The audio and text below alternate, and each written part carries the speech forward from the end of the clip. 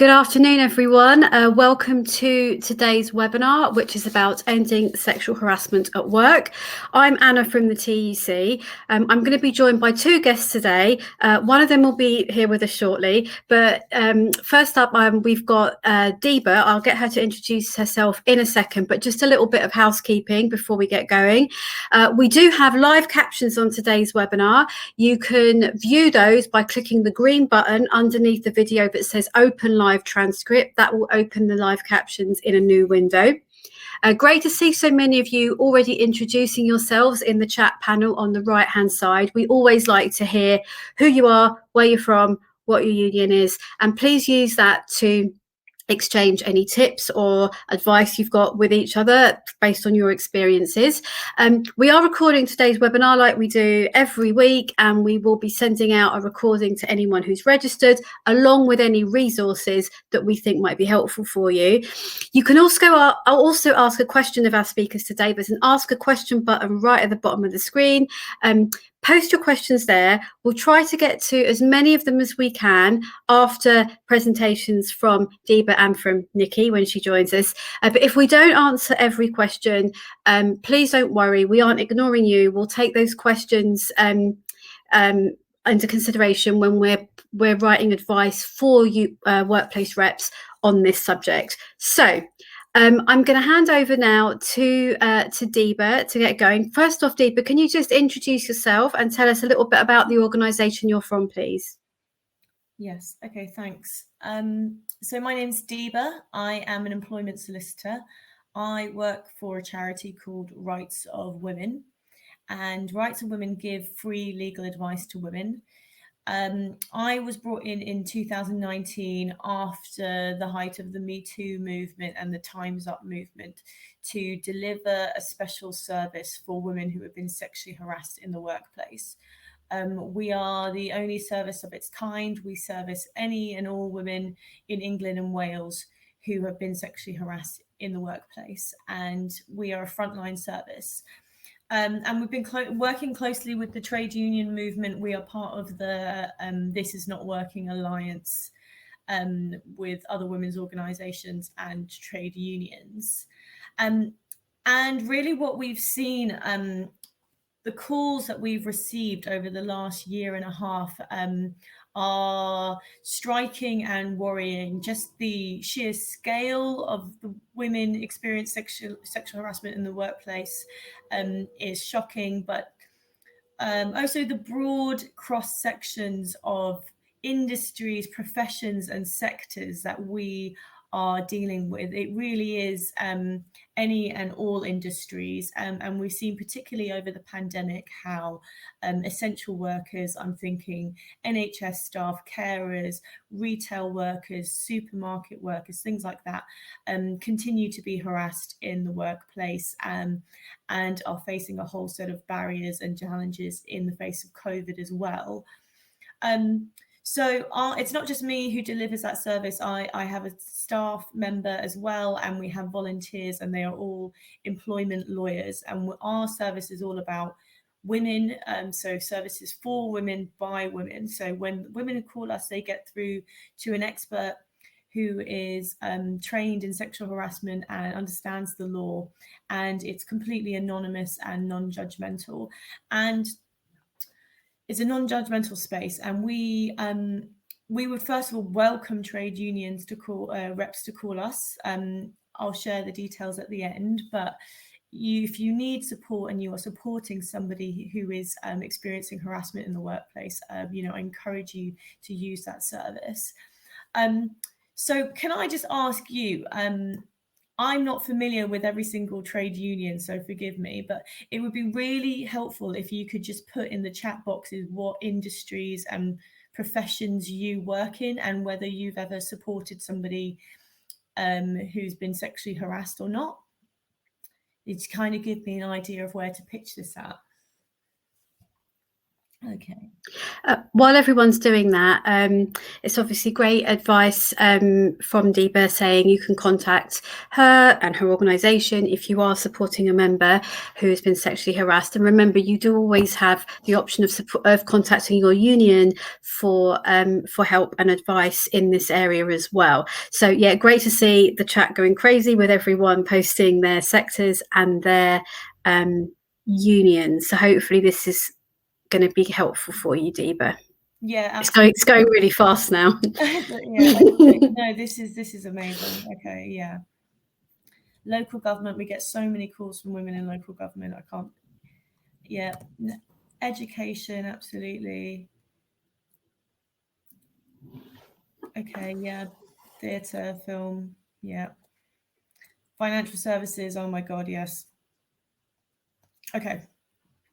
Okay, that's very, very helpful. Thank you. Yeah. Civil service, oh my God, yeah. Okay. Yeah, okay, so this is perfect. We have so much to learn from each other. Okay, so I've been told, you know, I'm not going to kind of go into the specifics of what sexual harassment is, because I think when you are supporting somebody who's come forward about sexual harassment, in my experience, there won't really usually be a question of whether it is sexual harassment or not. It's something to be aware of, that from our experience, women have usually experienced harassment for a long and sustained period of time. And it's kind of no doubt in their mind before they feel brave enough to speak out against it. Most of the women we've spoken to have been harassed for months or even years before they feel that they can go to a trade union rep or even report it to their workplace. So I think that's really important to remember that, or at least when you're supporting somebody in that situation, get a sense of how long they've been in need of help. So there are various, it's not just me that can help you, there are various bits of guidance that I think is really important that you know about, because lots of employers don't know about it, but you as trade union reps supporting women, it's really important that you know this stuff, because in my experience, most employers have no idea how to handle sexual harassment and are very afraid of allegations and tend to either overreact or underreact to what they're being told. So I wanted to just first share with you, I'm just going to put the link on the, sorry, here. Give me 1 second. Okay, so ACAS, just this very month, they published brand new sexual harassment guidance. Okay, so lots of employers don't know that this even exists. I've just put it in the chat. And what that guidance lays out, I think, is the kind of points that we struggled for employers to kind of understand. But first of all, that sexual harassment needs to be taken very, very seriously. That is what the first thing that the guidance sort of lays out. And it gives a really clear understanding of how employers are supposed to respond to a report or of an allegation. So first of all, I would direct you there. The other piece of guidance I think you all need to know about, I'm going to put here. And can we share this, Anna, when you share the video? Yeah, absolutely. Any of the resources that you share with us, we'll make sure get included. Deepa, just one little quick thing. A couple of people have messaged to say that you're quite quiet. Can you either sit a bit closer to the mic or just speak a little bit louder? That would be great. Yeah, give that a go as well. Hi, Nikki, by the way, great you've joined us. Catch your breath. We'll come to you in a sec. Okay, is that better? That's much better straight away. Okay, that's fantastic. Fab. Great. Thanks, Deeba. Okay, second piece of guidance. I promise it's not going to all be guidance, but it's really important I just share it with you. The Equality and Human Rights Commission, okay, they published this guidance in January 2020, right before the pandemic, and no employers even know about it. Everybody just doesn't even know about it. But it's not statutory guidance, okay? So an employer doesn't have to follow this, but it is really, really helpful, because what that guidance does is explain exactly what sexual harassment is, and it makes it a lot easier when you're arguing with an employer what sexual harassment is or isn't, which we find is a lot of the time the situation that women find themselves in. Okay, so it gives there all kinds of examples and explains that how harassment doesn't need to only be sexual. Obviously, it can be based on sex, or it can be based on different protected characteristics. And it's really important when you're supporting a woman in that situation. Sorry, I'm going to keep saying women because that's who I work with, women, but I know, of course, it's not just women. But when you are supporting with somebody like that, it's really important to identify whether they are being harassed in other ways that they might not even be aware of themselves. Okay, so I find very often that somebody who is experiencing sexual harassment may have also experienced racial harassment as well, but they may not necessarily realize it. And when you're looking for racial harassment as well, that doesn't have to be just linked to skin color. That can be linked to ethnicity, or it can also be linked to nationality. Okay, so lots of people don't realize that being harassed based on what country you're from, which even though they might be white skinned, can still be racial harassment. Okay, so that is a really key document in understanding that, and it goes into length about also if you're LGBT and other ways you can be harassed. Now, I just wanted to give you all my top tips from like when we are working with women on the ground.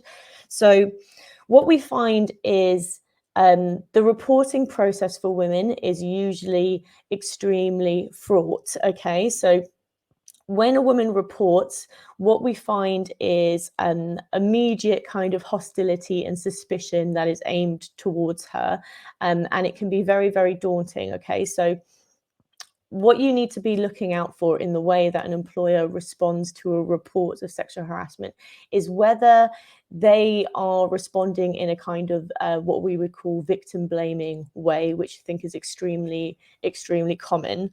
So things like asking women inappropriate questions in response to the sexual harassment that they have experienced. Okay, for example, things like how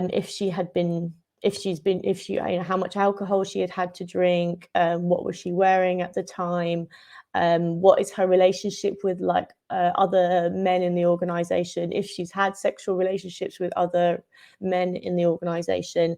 I'm telling you this because it is extremely common for women to receive that kind of barrier, and it is potentially sex discrimination in and of itself to be subjected to those kind of questions.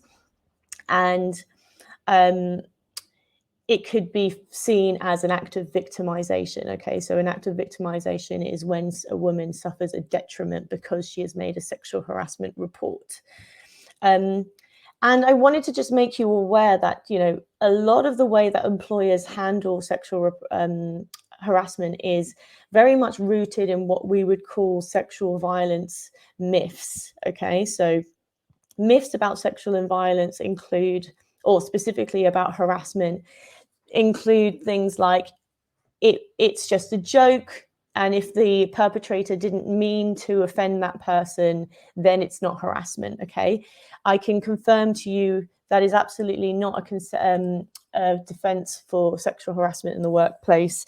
There is one defense, and we'll get to that later, but the intention of the perpetrator is completely irrelevant. Okay, and you will find very often that employers will kind of they will be very loath to kind of take action if they think that the harassment wasn't intentional. Okay. And the other myths that sexual harassment is rooted in is things like it's a compliment. Okay, you didn't mean anything by it. Again, this doesn't.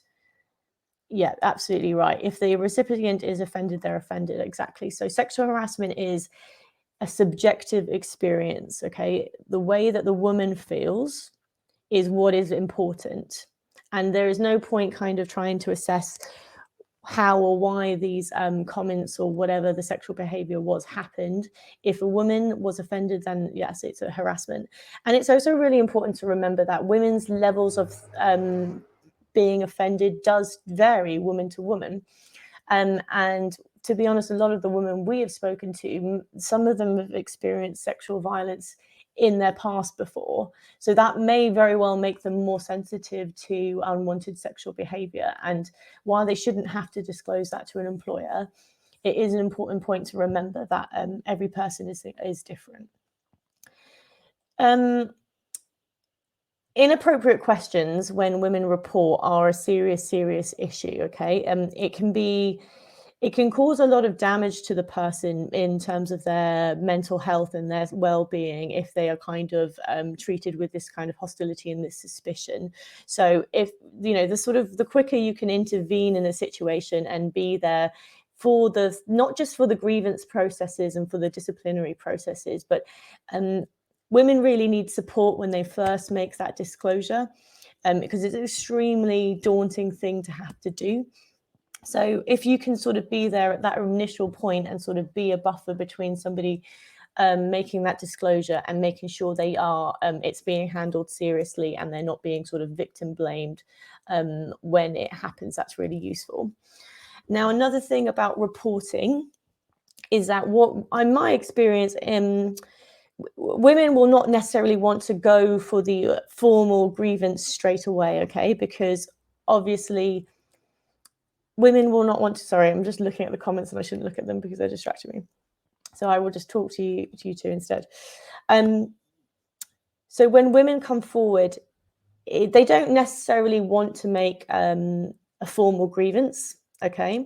You have to establish from the woman what she wants really clearly very early on, because going through a formal grievance process inherently carries all kinds of risk for the woman, okay? Professionally, personally, she usually doesn't want to jeopardize her position in the organization. Most women want to try and make a quiet disclosure of somebody who is problematic or doing something to themselves or other women without having to go through a whole shebang of a grievance process. And you will find there's either two reactions to that. An employer won't take it seriously unless the woman is prepared to make a formal grievance, which is sort of very unfair burden to put on her. Or they will take a serious allegation of harassment, or even it could be worse than harassment. We often deal with women who have experienced assault or other sexual violence in the workplace. And they will be really reticent to make a formal complaint, because obviously they will have to deal with having to go through a formal complaints process.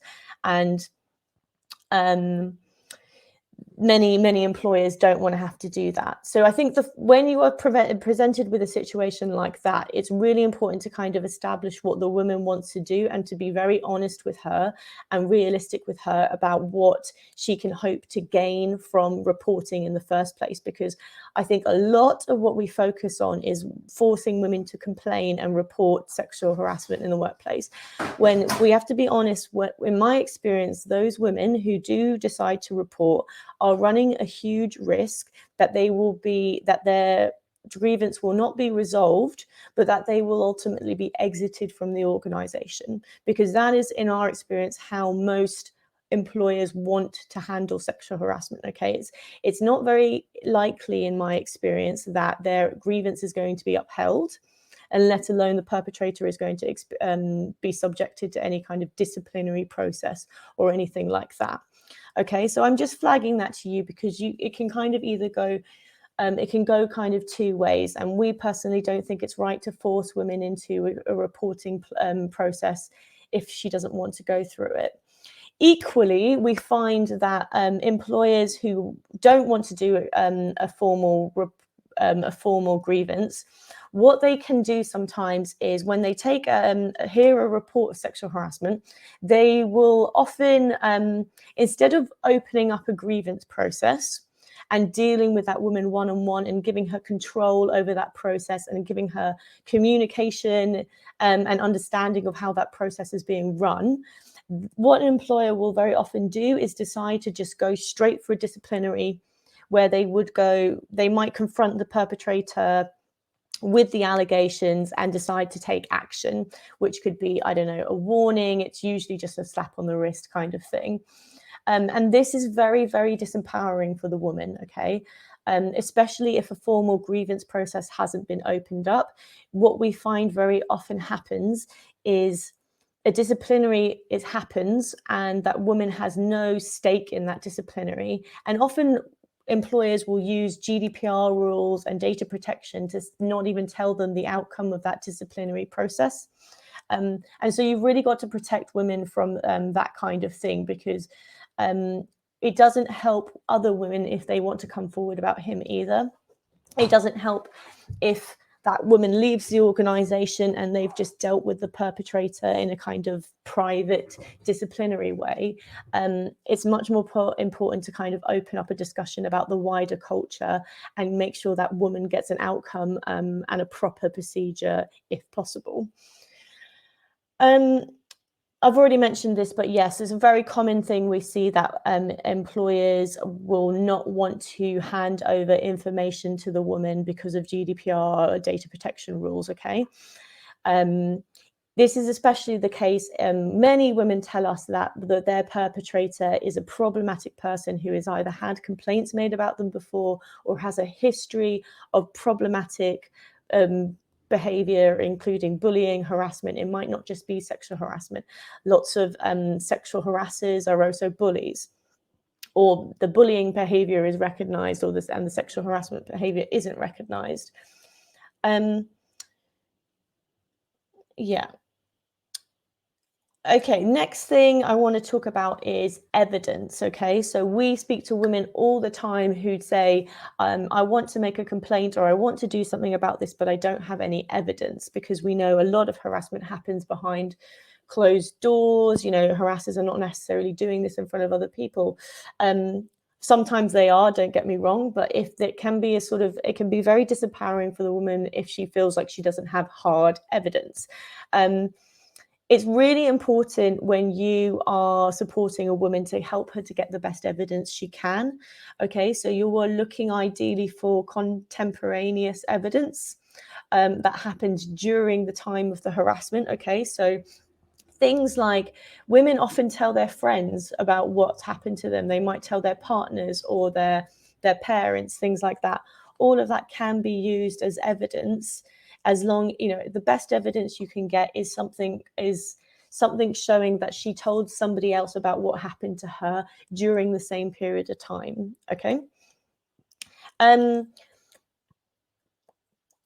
It's really important as well in the law. A woman's testimony is evidence. Okay, you don't need to have an external bit of proof to say, you know, the harassment happened to have evidence. You know, your word, her word is evidence enough. So if she prepares a witness statement, that should be enough to encourage her to carry on with the complaints process. But it's a lot of women need reassurance that their word alone is going to be evidence. And you can call us and sort of get more information on that if you want. But it is a sort of it's really important to sort of make sure that women understand that, you know, they shouldn't just necessarily give up because they don't have hard evidence. And that brings me on to a sort of really key point that happens, you know, that comes up time and time again, which is employers applying the wrong standard of proof when they are looking at sexual harassment reports and they are doing their own investigations. Lots of employers wrongly believe that if they can't prove beyond all reasonable doubt that the harassment happened, that therefore they can decide that the harassment did not happen. The standard of proof for harassment in the workplace is on whether on the balance of probabilities, did the harassment happen or not, okay? So that is a much lower bar that needs to be met. But many employers don't realize that, don't understand that, and they think they speak to two different people and they'll get two different versions of events, and they'll say, well, because there are two different versions of events, we can't decide, we don't have evidence to go either way. And that is absolutely wrong, okay? So that is the kind of thing you need to be bringing up in an appeal, that they used the wrong kind of standard of proof when they were doing their investigation. Okay, Okay, other things that come up quite a lot. We find that when women report sexual harassment, they will kind of be encouraged to enter an informal kind of chat with the perpetrator. The employer will be kind of loath to start a formal investigation, and they will want to get the woman and the perpetrator in the room together to kind of talk it out, or to kind of resolve this misunderstanding. And this is wholly inappropriate. You have to protect women from this, because it's very, very damaging to their psyche, to their mental health, and to their self-esteem, really, that this is how the report of harassment is being handled. We, as Rights of Women, we don't say that mediating between a perpetrator and a woman, we say that that is never appropriate. At the end of the day, sexual harassment is a type of discrimination. It triggers all kinds of obligations on the employer to do more, and having a simple chat about these things is not sufficient. It doesn't protect women going forward, and it should not be a sort of standard way of handling harassment. Also, again, I'd say employers that want the perpetrator to give an apology instead of run a kind of formal investigation. It's very common for employers to say, well, what if he just writes you an informal apology? If he writes you an apology, or would that be sort of sufficient? And I think it's really important that we don't sort of set this standard that this is appropriate, because it's not. It's an employment tribunal. The woman has the right to go all the way to an employment tribunal if she wants to. So, an apology is not sufficient. Okay, then I want to move on to something much more serious, which is unfortunately, we do get a substantial amount of calls about this, but lots of the women who call us have actually experienced sexual assault. Okay, so that is unwanted sexual touching, which is, without consent. Now, when the allegations become criminal, this is when employers tend to spectacularly handle the reports even worse than they would with just harassment alone. If you are dealing with a woman who has allegations which amount to criminal behavior, it's very important to monitor how the employer is reacting to it, because we find very often that employers, when you say the words assault or rape or anything like that, an employer will want to have nothing to do with it and will encourage that woman to go to the police. Or they will say that they are not the appropriate person to handle the report and that the woman should just go to the police. Now, I've already shared that guidance with you from the Equality and Human Rights Commission. That explains in detail what you can do if the woman is alleging a more serious crime. It's important to state that sexual assault still counts as sexual harassment, okay? So that doesn't change the employer's obligations. They are still required to handle it in the same way. It is wrong for an employer to think that it is not their remit when it is a sexual assault. It is... they have exactly the same obligations to investigate and handle it. I like to think of it as if you told an employer that their equipment had been stolen, they wouldn't just leave it to the police. They would run their own internal investigations and they would find out what's happened. And that's exactly the same for any kind of assault. Or yes, I'm agreeing with the comments, yes. It's very easy for employers to try and get out of that, of their duty of care, absolutely. And you have to make sure that you're protecting women from this. At the same time, employers may say something like, if it's a criminal allegation, they may say, we're not going to do our own internal investigation until a criminal investigation is complete. That is wrong. That is against the ACAS guidance, the Equality and Human Rights guidance. They can investigate at any point, and they should investigate as quickly and as soon as possible, because it's important to get that evidence. Just bearing in mind as well, which I hope you all know, but a woman usually has 3 months less 1 day to bring a claim to the employment tribunal if she has experienced sexual harassment. Okay, it is possible to get an extension on that, but you don't want to be relying on that extension. So it's really, really important that you are driving this internal, if you're supporting a woman, that you are driving any internal grievance or investigation process within that time, because lots of employers know that they have 3 months to they know that the employee has 3 months to bring the claim, and they do everything they can to time them out of that process and basically take too long to do an investigation, and basically threaten their ability to be able to go to an employment tribunal. So the best thing a woman can do is obviously speak to a lawyer as soon as possible after the harassment, but I'm sure as reps you already know that. I know how long I've been talking for, Anna, now. Like, I've got some more things to say, but I don't want to go on and on from. You've been fantastic, Deeba. Really incredibly helpful information and advice and tips for union workplace representatives. What I think might be good is if we just hand over to Nikki for a little bit, and then I want to look at some of the questions that have been posted by the audience, because I think some of them might be relevant to the information that you've got coming up. You've already managed to, you've already managed to answer some of the questions that have been posted almost like by magic, which is fantastic. So we obviously won't come back to those. However,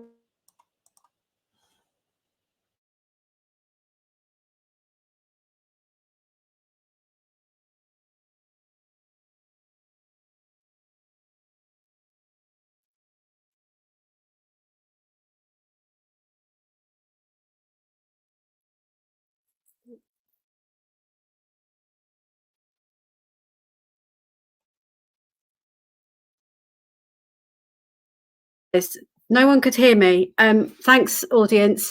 Really sorry for that. I'm going to hand over to Nikki now, our Women's Officer, to talk a little bit more about the wider preventative strategies that reps can work on in their workplaces to help regarding sexual harassment. Sorry, everyone. Yeah, over to Nikki now. Right, great. Thank you, Anna, and thank you, Deeba, as well. Apologies to everybody for missing the first sort of 10 minutes.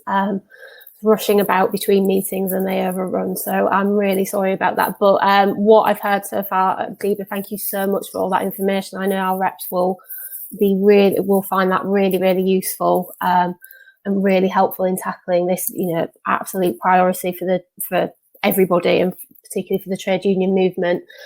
Just in terms of preventative strategies, so we will be working on resources to support reps and to support our unions, but we do feel that there are some key steps involved that are needed to deliver a good preventative strategy. So I'm just going to talk a little bit about them. So the first step for any organisation looking to actually deliver a preventative strategy as well as tackling existing issues, and reps need to be involved in facilitating this and obviously have a voice in this, is to actually engage staff to establish a baseline of what is going on in their organisations, and also to get to understand the context and the culture and the risks and behaviours in that particular workplace that enable sexual harassment.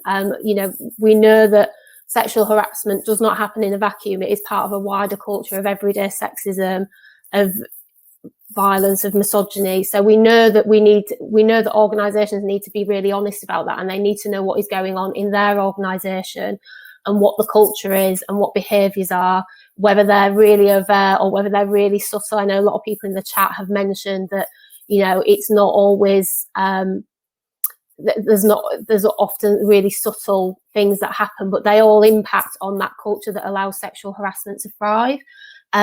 We also need organisations to have a baseline so that they can measure their progress, and so that we as unions can observe that progress and hold them accountable. So the first step to doing that is having an anonymous climate survey of the culture, of behaviours, a really encompassing survey that will look at climate and context and risk, and also then asking anonymous and completely confidential but direct questions about what are people's experiences. Because I think the other thing that has been acknowledged, and we all know, is just because organisations aren't getting people coming forward doesn't mean that it's not going on. It means that people are afraid to come forward and feel like they can't. So having an anonymous survey that we can use to, as reps, to kind of have a baseline and observe and hold accountable, but also get an idea of what the actual culture is for that specific organisation is really a really important first step.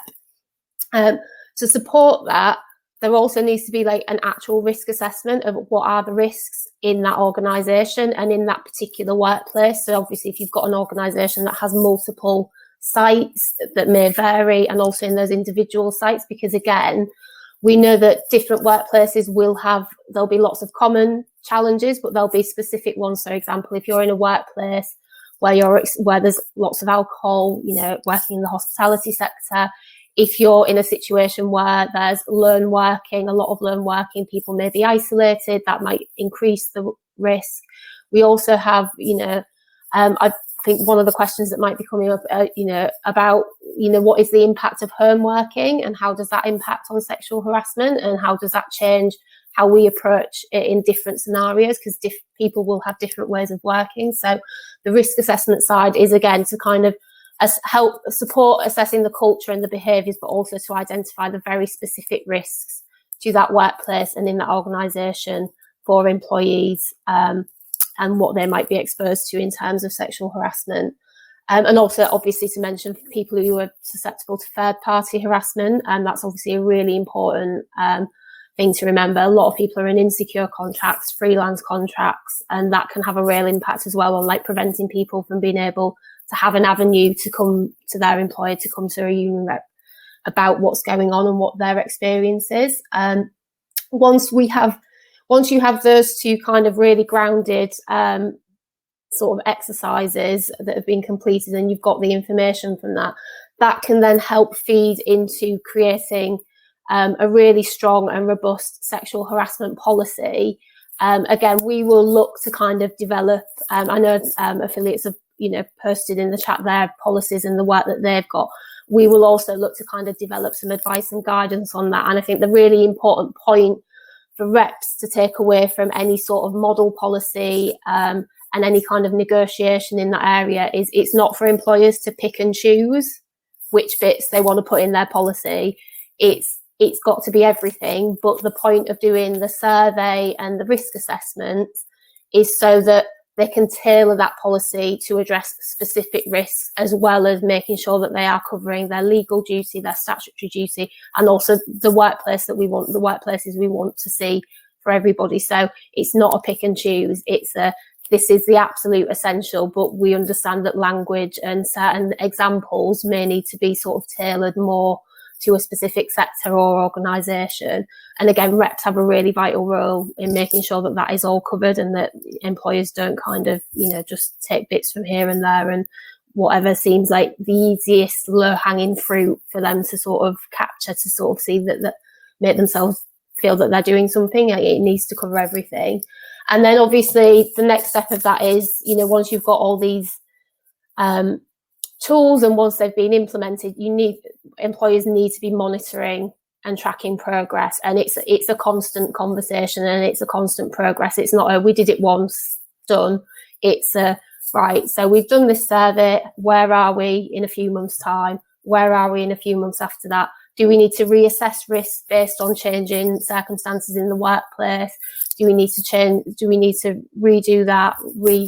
And then refeed that back into the policy? It's got to be an always evolving process, and it can't just be a sort of one-off tick box exercise for employers. And again, I think that's where reps will be really vital in ensuring that accountability happens. So that is for us the kind of framework, if you like, of what we think a good process of trying to get these preventative strategies in place in workplaces would look like. And obviously we, as the TUC, will want to support the movement in delivering that by providing some resources and stuff, which is something that we will work on. Anna, I don't know if you want me to talk in a bit more detail about the specific elements, or whether... No, that's great as a start, Nikki. That's fantastic. And as you said, these tools and resources that we're currently developing for reps, they're not ready quite yet, but when they are, we will be directing all reps to them. Join our mailing list to hear about those when they're available. But we've had quite a lot of questions from our audience, so I want to try and get to a couple of those. First one, just for you, Nikki. Do we know if there's been an increase in reported cases across all unions or across particular sectors? The viewer has asked this question generally, but they then also said, especially in the past year when more people have been working from home than before, so perhaps it's been a difficult issue to challenge or raise as we've been working remotely. Yeah, no, that's a great question. I can't say that I have official statistics, but I think we all recognise as a movement that this is a really important issue, and part of our campaigning on preventing sexual harassment in the workplace also has to include in our own workplaces as a union movement, and that is an absolute priority for the movement.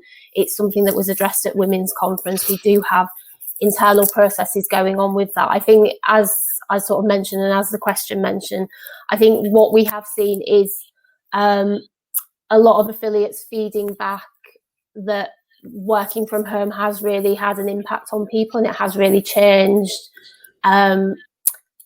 it's changed perhaps maybe how we view risk, and that they're actually, we have to look at workplaces in the round. It's not just about specifically being in an office or a bricks and mortar store or a pub or wherever you work. There is that risk around home working, and so we do need to make sure that is addressed. And I think, again, like some of the stuff we've seen, not necessarily directly with regards to sexual harassment, but we have seen a lot of our affiliates reporting that their members are, really struggling with mental well-being and finding support in that way. And I think that also links into kind of harassment and what are they experiencing and what are those factors that are shaping that experience. So no official statistics, but we do know it's important, and it's something that our affiliates are feeding back to us. Thank you, Nikki. Yeah. Deeba, did you want to add something there? Yeah. On working from home, I think when we talk about sexual harassment, we often focus on the harassment itself, which is often just a small part of it. The discrimination and the retaliation women experience is usually kind of the sort of meat of the issue. Most women won't report sexual harassment, but when their supervisor is kind of retaliating against them for rejecting sexual advances and things like that, that's when they really need help.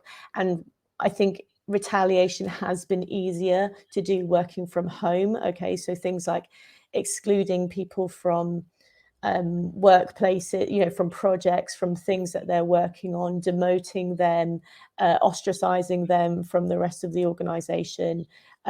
We've seen things like increased workloads put on women to put that psychological pressure on them to kind of exit the organization. So those retaliatory behaviors are kind of maybe easier to get away with, like not in the office. But to be honest, we've also seen women on the front line have just experienced more harassment because, first of all, there are less witnesses, and there are all kinds of power abuses going on at the moment. So things like the way that furlough has been given or taken, sometimes that is very much influenced by the power dynamics within the workplace, which can, is kind of how harassment kind of happens in the first place. And what we are seeing right now, we are getting a lot of calls from women who are being made redundant because they have either reported sexual harassment in the past or they have rebuffed sexual advances from senior people who are now controlling redundancy processes, which we know there are loads of redundancy processes going on at the moment. So it's really important to look out for this and question whether it's appropriate for certain people to be part of some redundancy processes, especially if they've had issues of harassment or problematic behavior with that individual before. Thanks, Deeba. I've got another question for you now. Have you got any examples of how workplace culture has been changed for the better? And I mean, not specific examples because we don't want to name names, but any examples of where things have improved and how that was improved? I wish I had more examples for you. We're on the front line dealing with women in crisis, so we probably see less of that. Successful examples, but I think what we try and do, many women, let's say most women will be sort of, we're dealing with are actually being exited from the organization. But what we try and do is we ensure that as part of their settlement negotiations, that they have certain things put in place, okay? Otherwise they won't sign the settlement agreement. So women demanding that there will be training going forward, that there will be policies put in place, that there will be reflection on how they handled their complaint going forward, even though they're no longer going to be at that organization. They want guarantees that that's not going to happen to the women after them. And I think that's really important at the end of every complaint to make sure, well, what are you going to do to make sure this doesn't happen again? Those are the questions that need to be asked. Thanks, Deeba. We've had a question as well about the rep's role in the process, almost from the other side of the table. What advice do we have to help workplace reps who are supporting the alleged perpetrator in this situation? Someone has, another viewer has already posted in the Ask a Question a little bit of advice, as they are dealing with this situation themselves at the moment. And it's similar to what we'd say for all workplace representation. The rep is there to support the member, not they have to remain impartial in these situations. But Nikki, I think you had a couple of other things to add to this, to this question as well. Yeah. So, and thank you to the rep who shared their experience in the chat as well. That's really helpful. So I think, as Anna said, like obviously, reps know that they have to, represent whoever, and they have to kind of approach that in a really sort of neutral and confidential way. So I think number one is, in any circumstance, the confidentiality of all parties involved has to be respected, and that is a really vital part of the process. In terms of what reps need to be aware of, the employer's sort of responsibility, like employers have to provide contact details for and information about support and advice services to complainants and to alleged harassers, and that may be employee assistance programs, that might be a list of contact points within the employer. It might also be external organisations, including trade unions. One of the, I think Deeba may have touched on this when she was talking about when going through this, when people are dealing with this process and going through it in a formal manner. But the complainant should always be protected from ongoing harassment or being victimised during an investigation or complaint. From the perspective of if a rep was representing the alleged harasser, it's really important that the rep acts constructively and helps facilitate that. And that is part of the guidance that you'll see in the HRC, which I think was being shared in the link. So I think, reps need to make sure that they are helping and facilitating that process. And then in the instance of formal complaints and the resolution process, the roles and responsibilities during that process need to be really clearly defined, and employers have to ensure independence and objectivity at each stage of the process. So I think for reps who are representing someone on the other side of the fence, as it were, they need to make sure that wherever possible, different people at escalating levels of seniority are conducting the investigation, that there's formal hearing and appeal phases, that employers are avoiding appointing people to carry out these roles who've already been involved in the issue at some stage. It's not, again, these people need, if they're involved in it, they need to be independent. So that might mean that reps need to ensure that employers, where possible, are appointing people from different parts of the organisation who have no knowledge of the people involved, of what's going on, or even appointing an external investigator to ensure that there's objectivity there. And employers need to be clear that both the claimant and the alleged harasser have the right to be accompanied to formal grievance hearings by a trade union representative or colleague. So again, if you are in the situation of being a rep who is representing an alleged harasser, like, you need to ensure that the employer knows that you are entitled to be in the room in those conversations as well. As I mentioned, I think they've already been posted in the chat, but I think the EHRC does have some technical guidance on that, that goes into a bit more detail about how you would manage those processes from both sides. So I think we've posted the link in the chat, but I think there's some of the key points to remember. Thank you, Nikki. And remember, as the union rep, we appreciate your volunteering in this role in situations of sexual harassment or with any case. If you feel uncomfortable, you can always contact your union, and you can always ask for advice from your union. And in difficult situations, your union will offer a full-time officer to help you in these cases. All right, I think we've got time possibly for one or two more questions. So we've had quite a few questions that all reference third parties or non-employees, non-site users, that kind of thing, service users. Rather than answer each individual question, I'm wondering whether you've got any advice for people who in that situation where someone has been sexually harassed by a non-colleague in a way. So Deeba, let's start with you. Yeah, so I think what's really important, so, you know, the law says currently that third parties are not covered by the Equality Act, okay? But it's really important to that's not necessarily the end of the story, okay? So employers still have duties in terms of health and safety to keep employees safe, to protect them from mental harm, so which might include harassment, okay? So an employer can't just turn around and say it's a third party, we don't have to do anything. I would seek specific legal advice in that situation because it can become complicated. But this is all about prevention as well. So ideally, an employer would have a policy or a way of handling a third party problem. So suggest that is already, you seek to have that already put in place. This is a particular issue for like bar and hospitality industry where the risk of harassment is high because they're in a public facing role. So those kind of organizations should have a plan and a procedure for that kind of third party harassment. And I think going forward, it is about making the employer understand what kind of relationship they should have with a third party. Okay, so for example, if they're hiring somebody to come in and do a job, will they continue to contract with that company?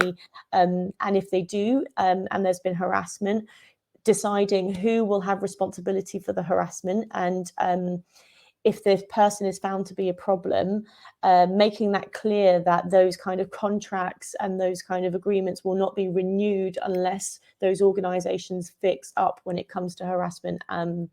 And so that's the kind of tools you can say that going forward, we're going to prevent this kind of thing happening. Otherwise, we won't deal with that third party if it's a contractor that's used often. That's excellent advice, Deeba. Thank you. And something that reps could, of course, raise with the employer. Just something further to add there, in your role as workplace reps, you know, you may often get a member come to you with a problem or a report of sexual harassment in the subject we're talking about now. And what we'd always advise is always check if it's a one-off incident or whether there's a wider issue. And this relates to the tools that Nikki was mentioning earlier. Find out what's going on in your workplace. Obviously, deal with the incident that someone's come to you about, but always find out whether it's wider. So we can especially apply this to third party or service users harassment there, and then you get a clearer picture of what's going on.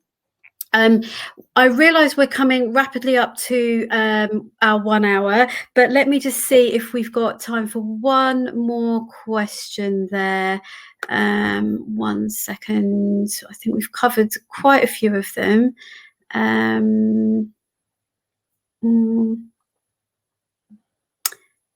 Right. We've had a few people mention as well rumour mongering and speculation about the example they use is new members of staff. I'm not quite sure what the person's asking. They've just asked, can you talk a little bit about this, about if there are rumours, and especially if these they're saying if they're sanctioned by management. Sorry, if it feels to be supported by management? What advice have you got in those situations? If it's a tricky question, just tell me and we'll pick another one. But Deeba, over to you first. Yeah, that's a really difficult situation. If the behavior isn't specifically linked to a protected characteristic, okay, it would depend what the rumor was, but if it was a kind of sexual rumor or things like that, it could still be sexual harassment or harassment based on sex. But it sounds like to me this could fall maybe more under bullying, which is difficult because obviously there is no legal framework for that. I would monitor that situation very carefully, because we know bullying environments is where harassment and discrimination thrive. I would imagine that's only the sort of beginning of it.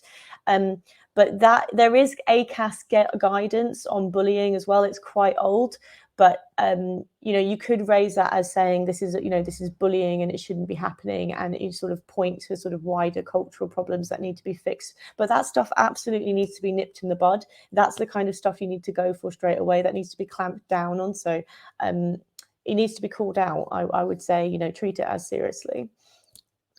Thanks, Deeba. I think it would be something you'd find out more about perhaps with the surveying of your members that Nikki mentioned, and like mapping the workplace, finding out what's happening. Okay, our final question, Nikki, it's for you. Deeba mentioned possibly before you joined us a little bit about where someone might be sexually harassed, but they've got there's an intersection with other protected characteristics. Have we, as a TUC, got any more guidance about this? The example that this viewer asks is staff who might have a disability, for example, but Deeba also mentioned nationality, ethnicity, etc. Have we got anything we can offer our reps on this subject? So specifically, I mean, in terms of bullying and harassment in general, we do have guides and for our reps on where our reps guides and such are. In terms of specifically around sexual harassment, we are actually at this very moment, and we've just finished doing an investigative poll of disabled workers and sexual harassment. So from the results of that, because obviously it's really important to get their specific experiences and understand that before we kind of make some recommendations. So we're currently in the process of just analysing those results and drawing together our recommendations to add to our broader sexual harassment work that we're doing. And similarly, we will be doing undertaking the same work for BME workers as well, to again get their specific experiences and make sure that whatever we're saying is intersectional and it does cut across all these different characteristics, and we recognise that. So our existing materials, I think, do speak to that. We do have existing sexual harassment materials, but I think what we recognise is that we need more information and we need to get more specific examples about the experiences of those people in work so that we can really tailor those recommendations. So the existing stuff is there. We will be building on that. The disabled workers sexual harassment stuff should be out around June time, so keep an eye out for that.